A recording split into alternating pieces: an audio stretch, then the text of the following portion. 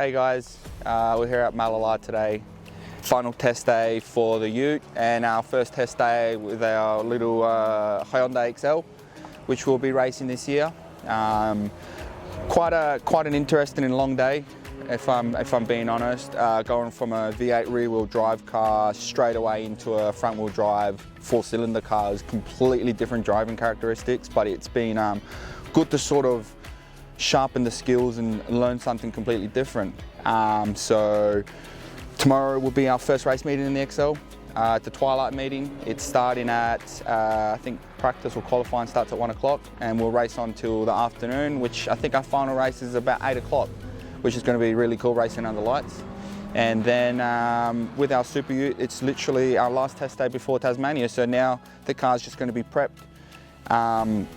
Make sure there's nothing wrong with it, and then the next time we'll be hitting the track will be practice one at Tasmania on Friday. So massive thank you to Go Sunny Solar for all the support and all my sponsors. Just a huge shout out to Ray from Get Displays. He's done an absolute phenomenal job with both these cars, and we'll be back in the racetrack again after this in Tasmania. So thank you all for your support. Cheers.